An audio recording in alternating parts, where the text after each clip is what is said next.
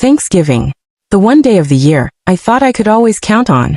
The smell of roasted turkey filled my kitchen, the kind of scent that seeps into your clothes and lingers for hours. Cranberry sauce chilled in crystal bowls, pies lined the counter, and laughter carried from the dining room where my family had already gathered around the long oak table. For a moment, I allowed myself to breathe it in, that fragile illusion of togetherness. My children, my grandchildren, all in one place, passing dishes, clinking glasses, smiling as if nothing in the world could shatter us. But that's when I felt it. A small tug at my sleeve. I looked down, and there she was, my 6-year-old granddaughter Emma. Her little face was pale, her eyes too serious for a child her age. She leaned close, so close I could feel her breath against my arm, and whispered words that stopped me cold. "Grandma, you have to go. Right now." I blinked, stunned, unsure if I'd heard her right. She didn't giggle. She didn't grin like she was playing some silly game. No, her expression was steady, urgent. "What's going on, sweetheart?" I whispered back, my voice barely carrying above the clatter of silverware. She didn't answer me with words. Instead, she pressed her small phone into my hand. Her thumb tapped the screen once, and a video began to play. I glanced at it only for a second. And in that second, my entire body went numb. The laughter around me became distant, muffled, as if I were underwater. I froze in my chair, gripping the phone so tightly my knuckles whitened. My face drained of all color, and I couldn't move, couldn't speak.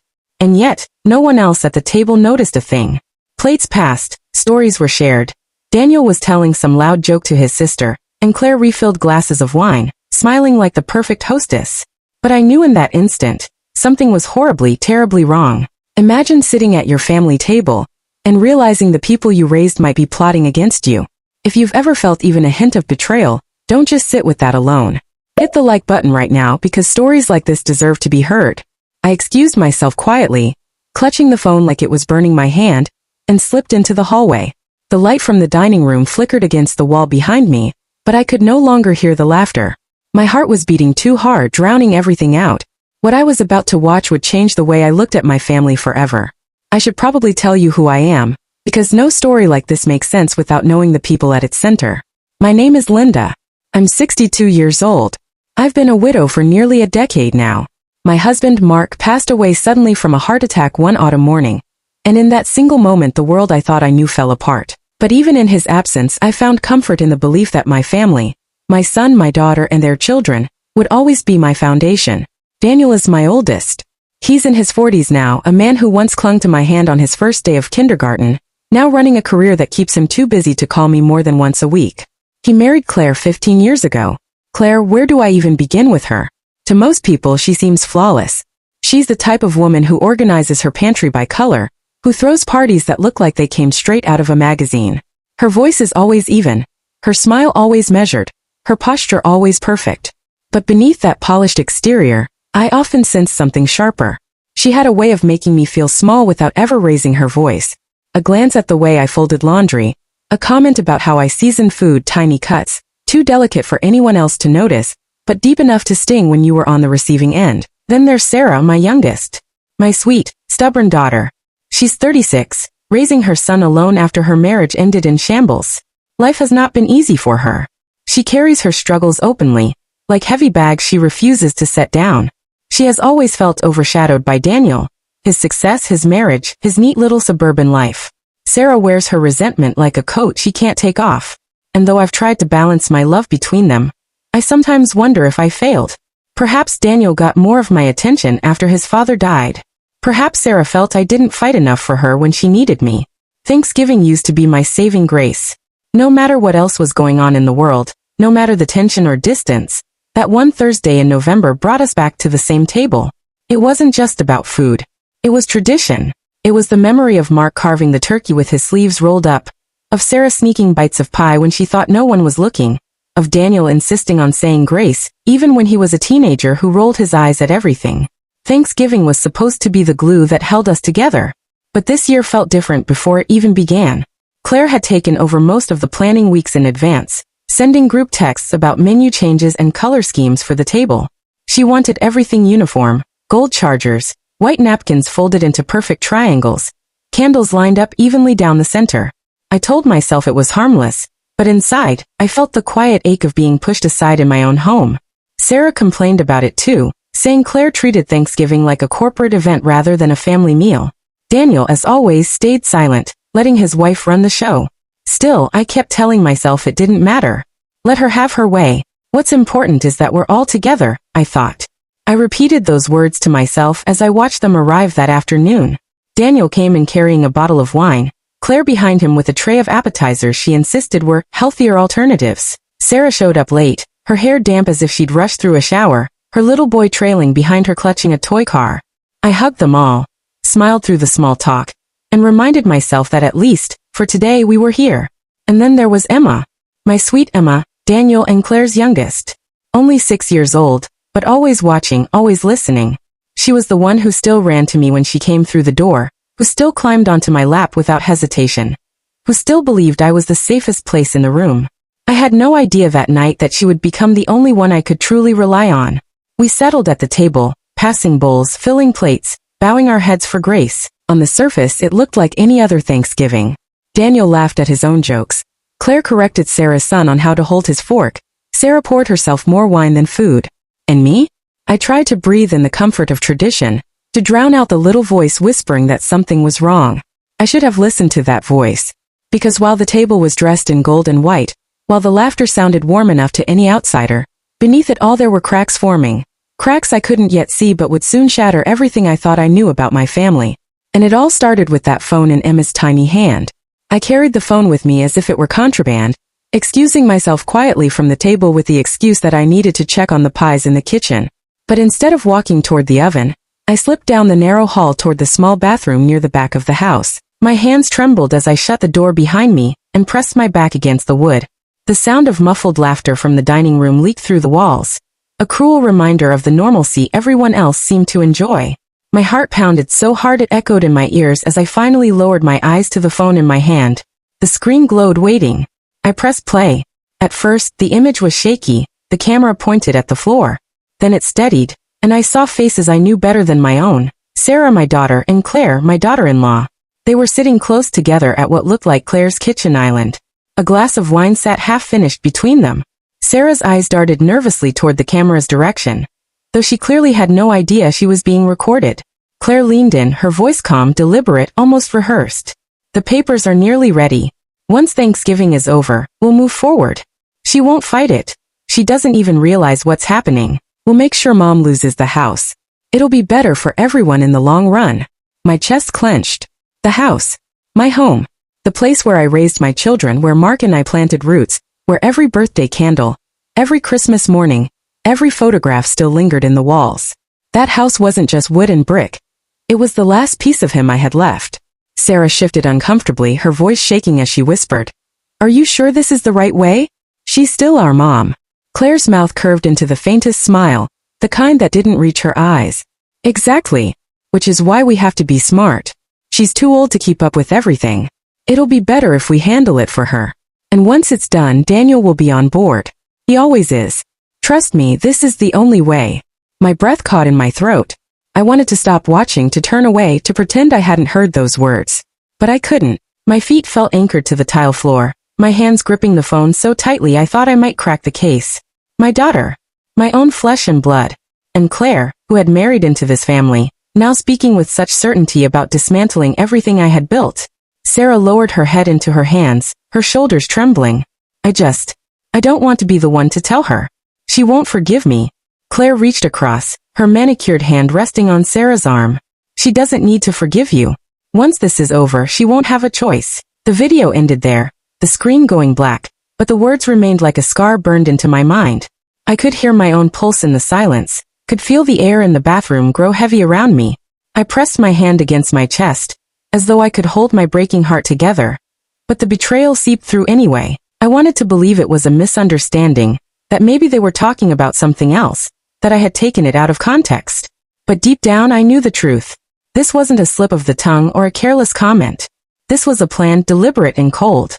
My children, my daughter, my son through his silence, and the woman he married, were plotting to strip me of the very thing that had kept our family rooted all these years. When I watched that video, I wanted to believe it was a mistake. But deep down I knew the truth. Have you ever ignored the warning signs before? If you know that pain, drop a comment below. Your story might help someone else keep their eyes open. I sank onto the closed lid of the toilet, my body trembling, my stomach churning with nausea. Memories flooded me uninvited, Daniel learning to ride his bike in the driveway, Sarah curled on the couch with me after her first heartbreak, Claire smiling politely the first time she came to dinner. Had it all been an act? Had I been blind to the truth all these years? The voices from the dining room grew louder as if the house itself wanted to remind me that life outside this bathroom carried on, blissfully unaware of the storm crashing inside me. Forks clinked against plates, glasses touched in toasts, laughter swelled. I wanted to scream, to storm into that room and demand answers. But something held me back. Maybe it was the disbelief, the shock, or the weight of decades spent loving these people. Or maybe it was something else, a cold, sharp instinct whispering that if I confronted them too soon, I'd lose everything before I even understood the depth of their betrayal. So I sat there in silence, gripping the phone, my body trembling, my eyes stinging with unshed tears. And in that silence, a decision began to form, though I wasn't ready to admit it to myself just yet. Because I knew one thing for certain, life as I had known it had just ended in that tiny bathroom. And the family I thought I could trust had revealed themselves to be something I had never imagined.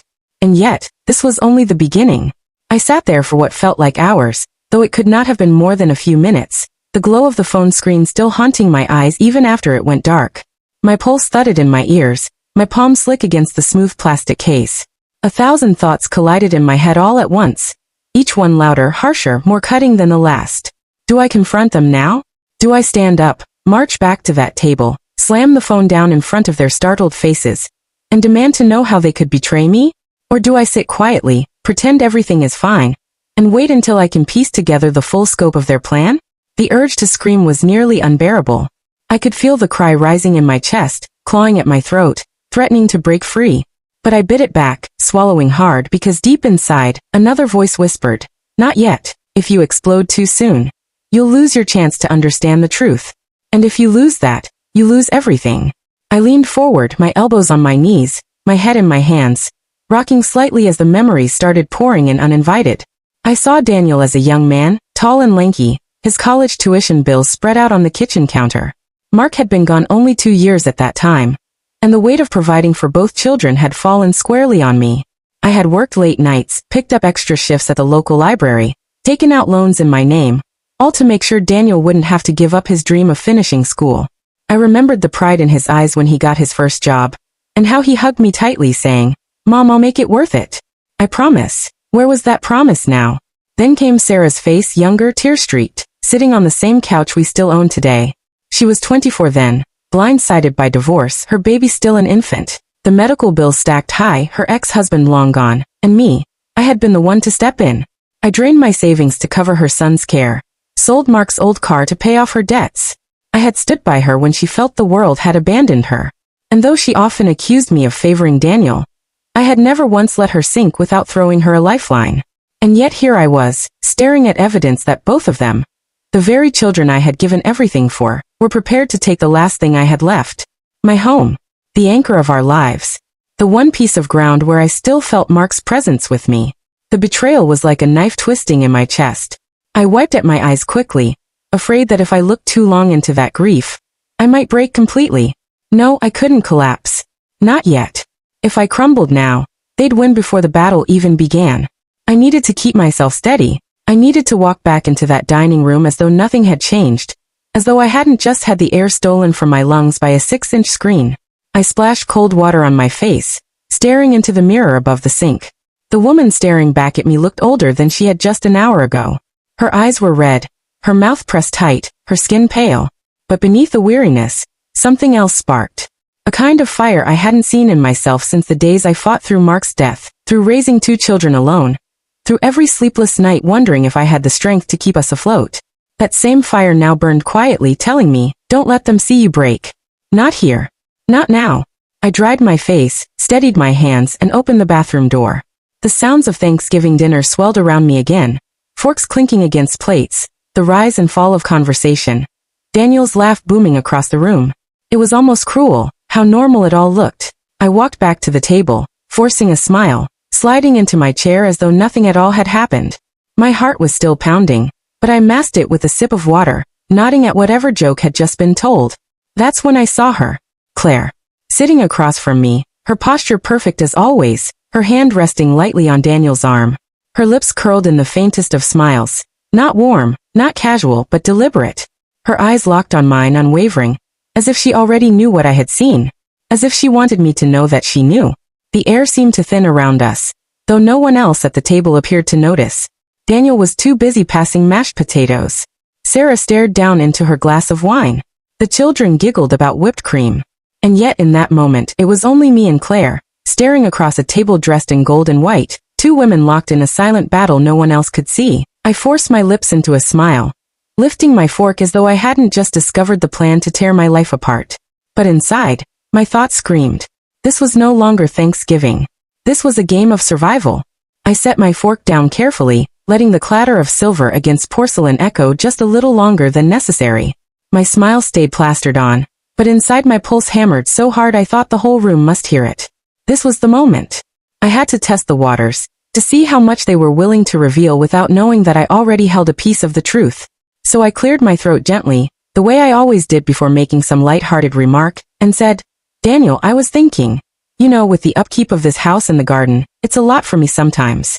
I wonder what will happen to it one day when it's yours.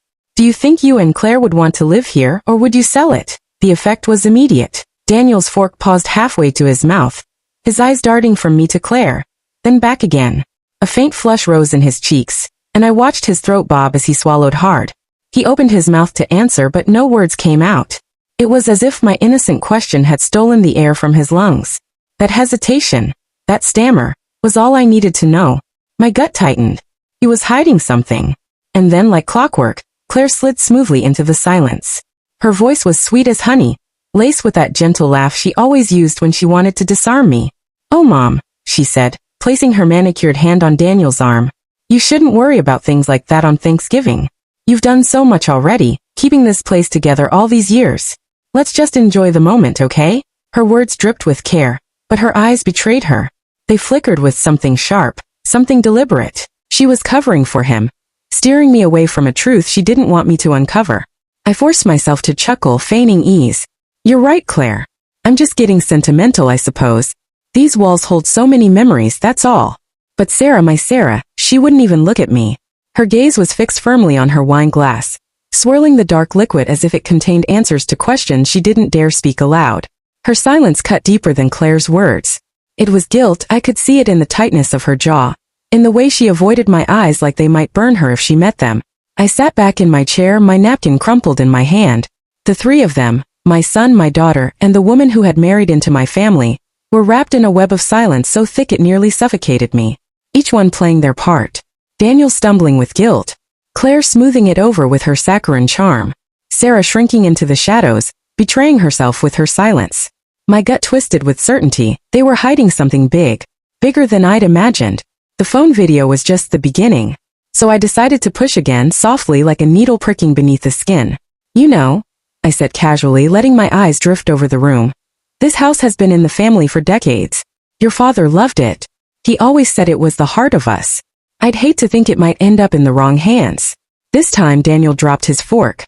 The clatter startled the children, who glanced up wide-eyed before returning to their food. He bent quickly to pick it up, muttering something incoherent, his ears now burning red.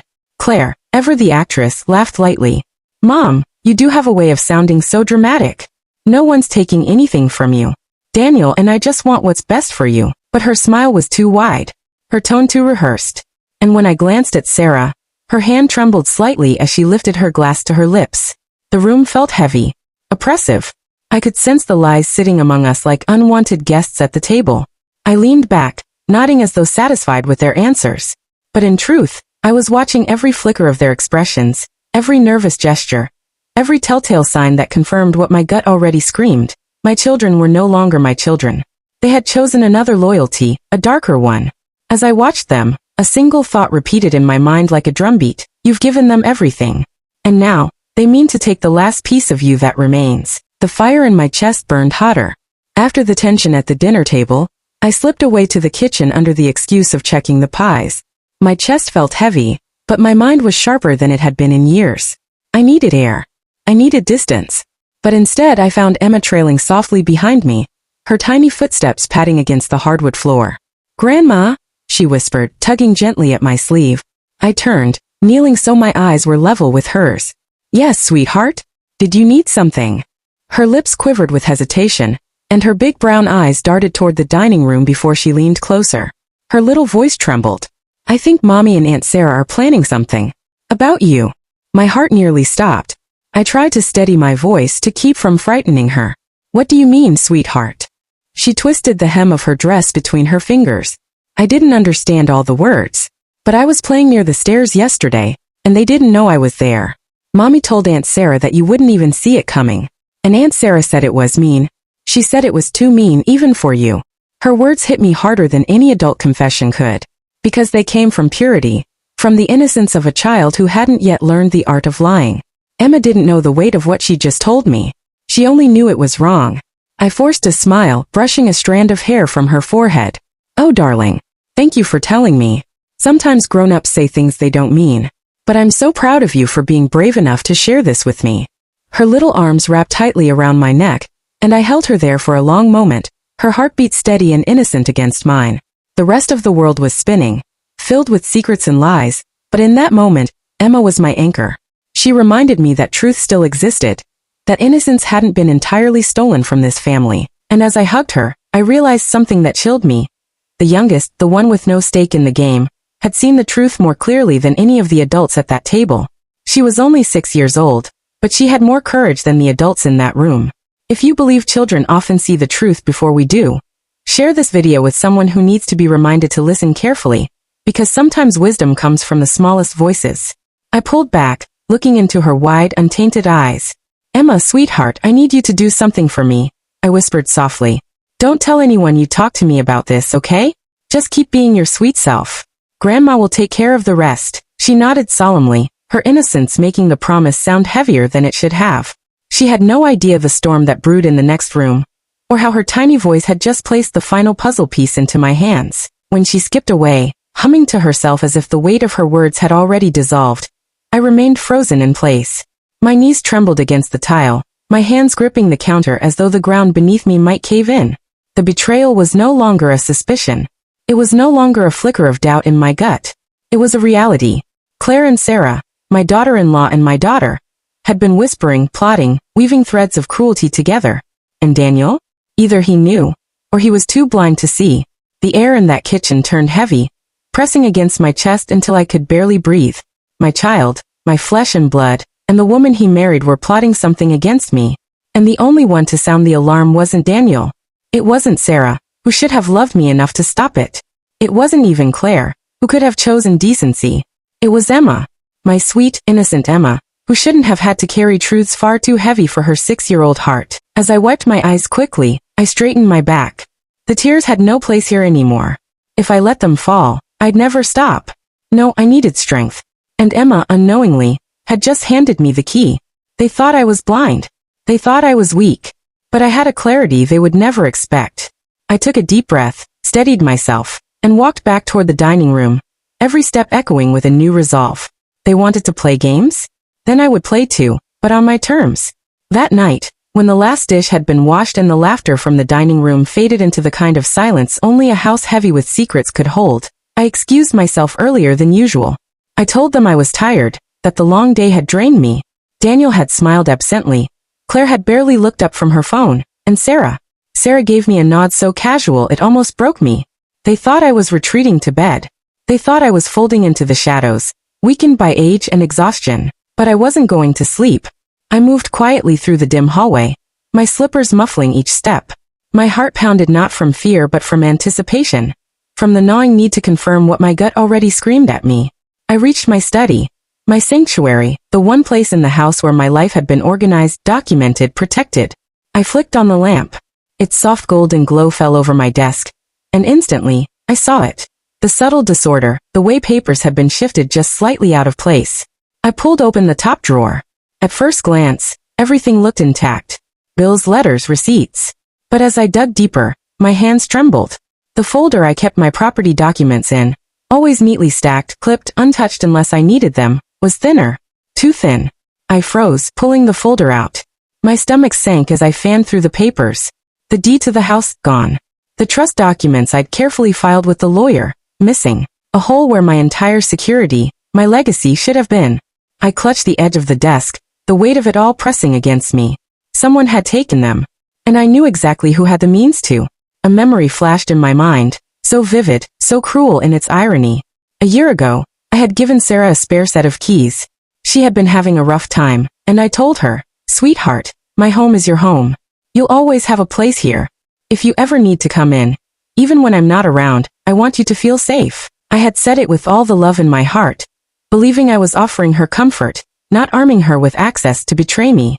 My hands shook as I sank into the chair, the truth wrapping itself around me like a serpent. They hadn't just talked about me. They hadn't just whispered in corners or laughed behind my back.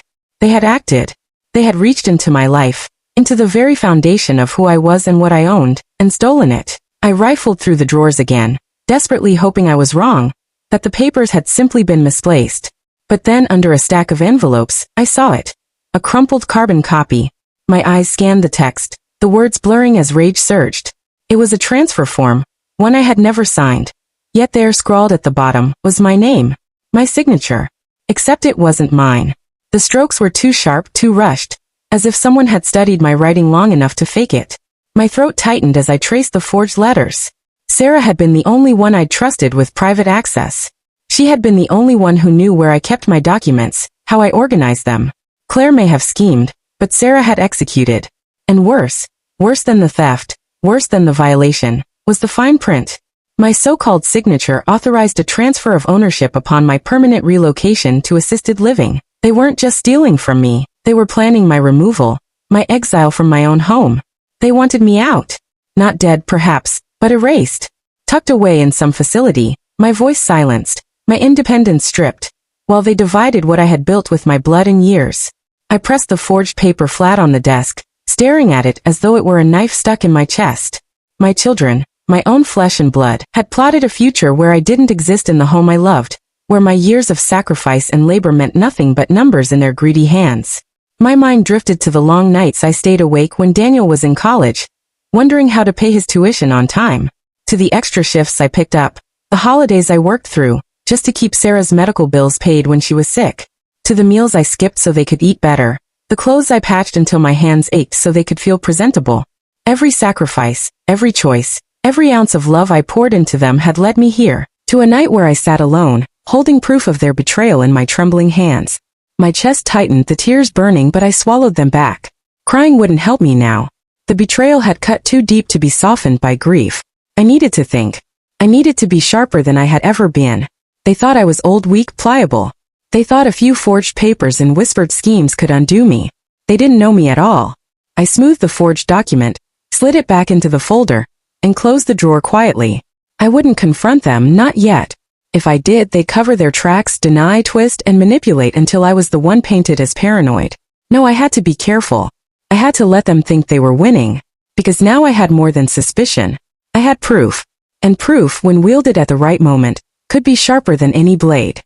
The silence of the house pressed around me, but in that silence I found a new kind of strength. They wanted me gone. They wanted my life, my home, my sacrifices to vanish into their greed. But they had underestimated me. I sat in the study for a long time after discovering the forged documents, the lamplight casting long, trembling shadows across the floor. My first instinct was to storm into Daniel's room, shove the paper under his nose, and demand an explanation. To grab Sarah by the shoulders, shake her, and ask her how she could ever betray the trust one had given her. To look Claire in the eye and tell her I finally saw through every polished smile and carefully chosen word. But even as the anger boiled inside me, another voice rose, calmer and sharper. A voice born from years of surviving storms that would have broken others. It told me to wait. It told me to be still. Because confrontation was not victory. No, confrontation at this stage would be surrender. If I confronted them now, they'd only twist it, gaslight me, paint me as confused, emotional, or worse, slipping into the very senility they were already trying to write into my future. I could almost hear their words if I let my rage lead me. "Mom, you must be mistaken. That's not your signature? Oh, maybe you don't remember. Maybe you forgot you signed it." And Sarah, with those wide innocent eyes, would probably put a hand over mine and whisper, "You've been under a lot of stress lately. Maybe it's time you let us help you manage things." No. That was exactly what they wanted. To strip me of my authority, my clarity, my right to say this is mine. I folded the forged document carefully, as if it were a fragile piece of glass, and slid it back into the drawer. My chest ached with the weight of betrayal, but alongside that pain was something else, resolve. If they thought they were playing a game, they had underestimated me, because I could play too. And unlike them, I had patience, strategy, and the kind of resilience only a woman who has lost everything and built it back again could possess. I stood, switching off the lamp, and let the room sink into darkness. My footsteps were soft as I walked back to my bedroom, though my mind was anything but quiet. They thought they held the winning hand, but what they didn't realize was that I had been watching. I had been listening, and I had already begun rewriting the ending to their little scheme. The next morning I acted as though nothing had changed. At breakfast I brewed the coffee, buttered the toast, and asked Daniel about his work. He looked tired, distracted, almost guilty, though he tried to cover it with small talk. Claire breezed into the kitchen with that perfect smile of hers, complimenting my cooking with just enough sweetness to sound rehearsed. And Sarah, oh Sarah, she busied herself clearing plates, avoiding my eyes just enough to confirm the truth I already knew. I wanted to slam my hand on the table, wanted to shout, "I know what you've done." But instead I smiled. A smile so warm, so familiar, it made them all relax. They thought they were winning, thought I was still in the dark. And that was my power. All day I played my role perfectly. I hummed while folding laundry. I asked Sarah about her day. I laughed politely at Claire's stories. I even nodded thoughtfully when Daniel mentioned some vague future plans about downsizing and taking care of me. Every word they spoke, I tucked away like ammunition. Every glance they exchanged when they thought I wasn't looking, I stored in my memory like evidence. That night when I was alone again, I stared at the ceiling in my bed, listening to the creaks of the old house, the faint hum of the refrigerator, the muffled sound of Claire's laughter drifting down the hall. And I whispered to myself, not yet. Revenge isn't loud. It isn't messy. It isn't a burst of anger that leaves you empty afterward. No, true revenge is silent. It's patient. It's the kind of storm that builds so slowly, so quietly, that by the time it breaks, no one even sees it coming. I decided right there in the quiet of my room that I would not confront them, not until I had rebuilt the battlefield on my terms. They could forge signatures, they could whisper about assisted living, they could plot to erase me from my own life. But I would be the one to write the final chapter. And so I smiled in the dark, letting my anger settle into something sharper, stronger, unshakable. Let them think I was blind. Let them think I was weak. Let them think they were clever enough to trap me. Because when the time came, they would discover the truth. I wasn't just a mother. I wasn't just a widow. I was the storm they never saw coming. A week later I received the invitation. It wasn't phrased as such, of course. Daniel had come into the kitchen that morning, rubbing the back of his neck as though the words weighed on him. He said softly, "Mom, we'd like to have a family meeting tonight. All of us. Just to talk." The way he said it almost fooled me. Almost. But I had learned by now to hear the words beneath the words. A meeting wasn't about discussion. It was about presentation, a performance already rehearsed. That evening I walked into the living room to find them all waiting for me, perched on the couches like a jury. Daniel sat in the center, shoulders squared as though he were the spokesperson.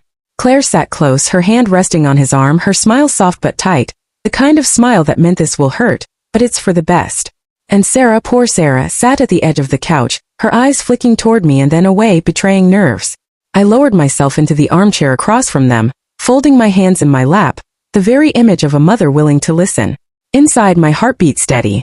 I already knew where this was going. Daniel cleared his throat, his voice carrying the tone of someone who had practiced his lines. "Mom, we've been talking. We're worried about you. The house is too big, too much to handle. We've noticed you've been forgetful lately, misplacing things. It's natural, given your age. We just want what's best for you." Claire leaned in, nodding. "We love you, and we want you to be comfortable. There's a wonderful senior home not too far from here.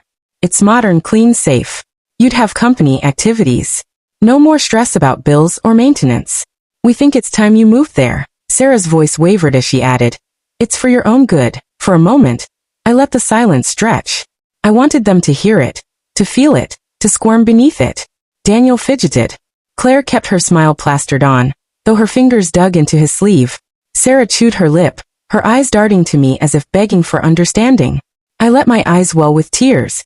I let my shoulders slump. They thought they had broken me, that their performance had hit its mark.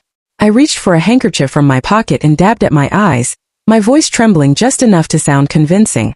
"For my own good," I whispered. Claire smiled wider, mistaking my sorrow for surrender. Daniel sighed with relief, misreading the moment entirely. And Sarah, sweet Sarah, looked down at her hands, shame flickering across her face. But those tears were not weakness. They were rage disguised in silk. They thought they had caged me with their decision. But in reality, they had only opened the door to my revenge. Because now their greed was no longer hidden in whispers or forged papers. Now they had spoken it aloud. Declared it. And in that declaration, they revealed their true faces. I rose slowly from the chair, clutching the handkerchief, my steps heavy as though the weight of their words pressed me down. If that's what you think is best, I said softly, my voice cracked at the edges, raw and convincing. I suppose I have no choice but to accept. The relief on Daniel's face was almost comical. Claire even reached out to hug me, murmuring, "You'll thank us one day," and Sarah, though she didn't smile, exhaled like a prisoner who'd been holding her breath. I let them think they'd won. I let them think I was defeated. Because nothing is more dangerous than a woman who has decided to stay silent while her enemies cheer.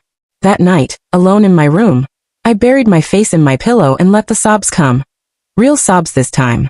Not for the loss of my home, not even for the betrayal of my son, but for the life I had given, the sacrifices I had made, only to be told I was now disposable. I remembered the nights I stayed up late sewing Daniel's clothes because we couldn't afford new ones. The mornings I walked to work with aching feet, so he could ride the bus to school. The years I scraped and saved, denying myself so he could go to college debt-free. I remembered Sarah's tearful phone calls when medical bills piled up. How I opened my purse without hesitation. And I remembered Claire's carefully masked disdain the first time she entered this house. How she looked around as if already planning what she would change. Every memory burned through me, one after another, until the sobs dried and something colder settled in their place. Rage, yes. Betrayal, yes. But sharper than both was resolve. They thought tonight had been a victory. But in reality, it had been their undoing. They had shown me exactly how far they were willing to go. They had revealed the depth of their greed. And by speaking the words aloud, they had given me the weapon I needed. I sat up, wiped my face, and whispered into the dark. If it's war you want, then war is what you'll get. But it will be my kind of war. Silent. Patient. And when it ends, you will wish you had never underestimated me.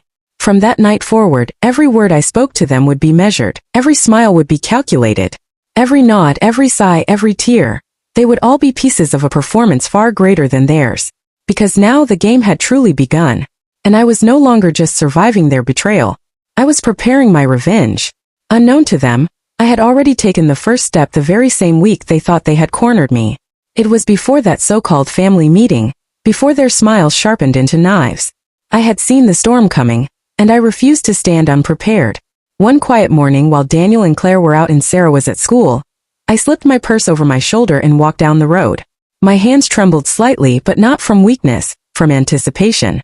The lawyer's office was only a few blocks away, a dignified building with tall glass windows and a polished wooden door. I had called ahead, set the appointment under the guise of estate planning, and no one suspected a thing. When I entered the office, the young receptionist greeted me with a warm smile. "Mrs. Anderson? Right this way." She led me into a private room where the lawyer, Mr. Hughes, was already waiting. A man in his late 50s, sharp-eyed but kind, he rose to shake my hand. "Please," he said, gesturing to the leather chair across from his desk. "How can I help you today?" I sat, smoothing my skirt, drawing in a breath as though I were about to dive into deep waters. "Mr. Hughes," I began, my voice steady but low. "I need to revise my will, and I need it done carefully. Absolute discretion." He tilted his head, studying me as though sensing more beneath my words. "Of course. May I ask what prompted the change?" I met his gaze without flinching. "Let's just say I've learned that not everyone smiles with love behind their teeth. My son and his wife, they have plans for me. Plans that don't include my best interest. I want to protect what I've built, and more importantly, I want to protect my granddaughter." At the mention of Emma, my chest tightened. Her laugh, her wide innocent eyes, the way she still slipped her small hand into mine when we walked together. She was the only one who reminded me what pure love looked like. She would not pay the price for her parents' greed. Mr. Hughes nodded slowly. "I understand. So tell me exactly what you'd like to do." I leaned forward, lowering my voice as though the walls themselves might betray me. "The house. It must never fall into Daniel or Claire's hands. I want it placed in a trust, locked in such a way that only Emma will inherit it when she comes of age. They cannot touch it, cannot sell it, cannot even use it as leverage. Until then, I will remain here as the rightful owner." He began taking notes, his pen moving swiftly across the page. And as for your other assets? I thought for a moment. The savings, the jewelry, the small investments I had tucked away over the years.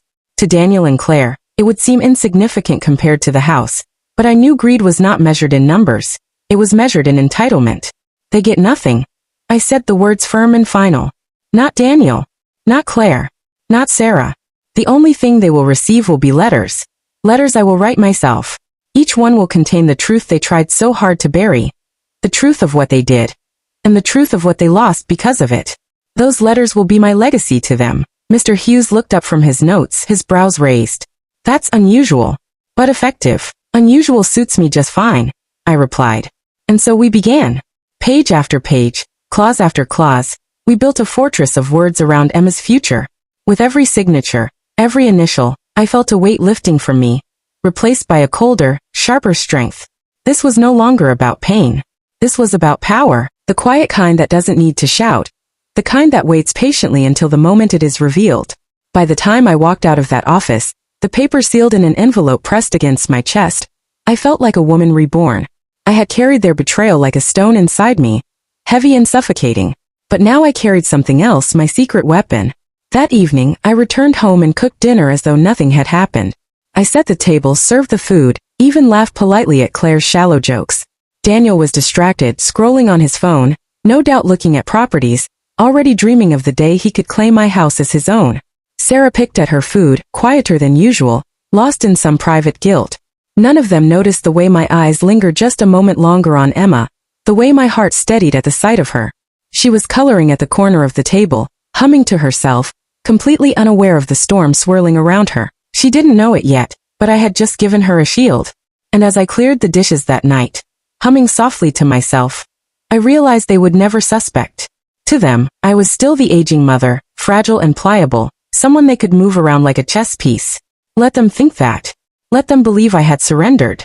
Because the truth was hidden in plain sight, locked away with my lawyer and protected by the law itself. My plan was already in motion, and one day, when the curtain lifted, they would discover just how badly they had underestimated me. For now I would wait. I would smile when they smiled, nod when they nodded, even cry when they expected tears. But every moment I played along, every second I let them believe they were in control. I was pulling the strings tighter around their necks. And when the time came, when the final act unfolded, all they would have left were the letters. Words carved from truth sharper than any knife, words that would outlive me, and remind them forever that I was never the weak woman they imagined. I had already won. They just didn't know it yet. Thanksgiving came with its usual scent of roasted turkey, baked pies, and cinnamon-spiced air, but beneath it all, something heavier lingered. That year, the house seemed to breathe differently, as though the walls themselves were aware of the truths I carried inside me. Emma skipped around with her little paper pilgrim hat, blissfully unaware, while Daniel and Claire fussed over their appearance, pretending that everything was normal. Sarah, pale and withdrawn, avoided eye contact with me, as though she already sensed the storm that was waiting to break. The table was set beautifully, silver polished, the china plates gleaming, and candles casting warm golden light over faces that hid such ugly secrets. I carved the turkey with steady hands, serving everyone with a kind of quiet grace they had long mistaken for weakness. But tonight, grace would be the mask I wore before removing it altogether. We ate in relative silence. Claire forced small talk about neighborhood gossip, Daniel grumbled about his workload, and Sarah only nodded when spoken to. Emma chattered happily, the only real source of light at that table. But beneath their words I felt it, an undercurrent of tension so thick it could choke a person. Halfway through the meal I set down my fork. I didn't slam it, didn't make a scene. I simply rested it beside my plate, folded my napkin and cleared my throat. The room stilled almost immediately. They all looked at me, sensing something unusual. I have an announcement, I said calmly, my voice steady as stone.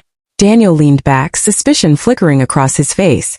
Claire straightened, her hand tightening around her wine glass. Sarah's fork clattered against her plate. Emma looked up at me with innocent curiosity. I sold the house. The words dropped like a hammer in the center of the table. For a moment, silence reigned. Then it shattered. Claire gasped audibly, her lips parting as though the very air had betrayed her. What? You wouldn't. You couldn't. Daniel shot up from his chair, his face turning red, veins bulging at his temples. You what? His voice roared, rattling the glasses on the table. This house was meant to stay in the family. You had no right to just. I lifted my hand, silencing him with a calmness that unnerved them more than if I had shouted.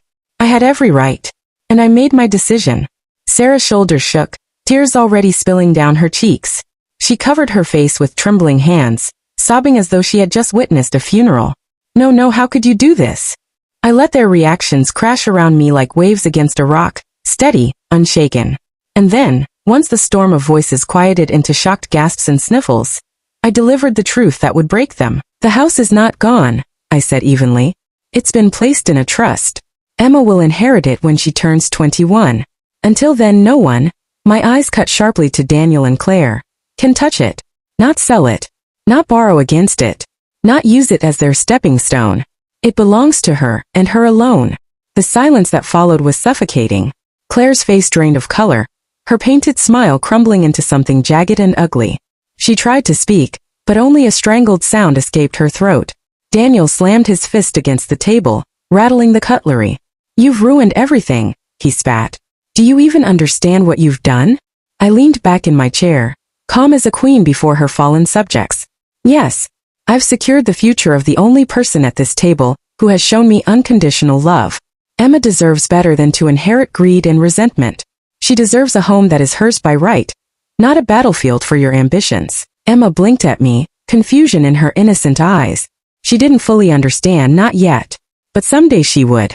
Someday she would read the letters I left her, and she would know why her grandmother stood so firmly in the face of betrayal. Sarah's sobs grew louder, her tears soaking into her napkin. She shook her head over and over, whispering, I'm sorry. I'm so sorry.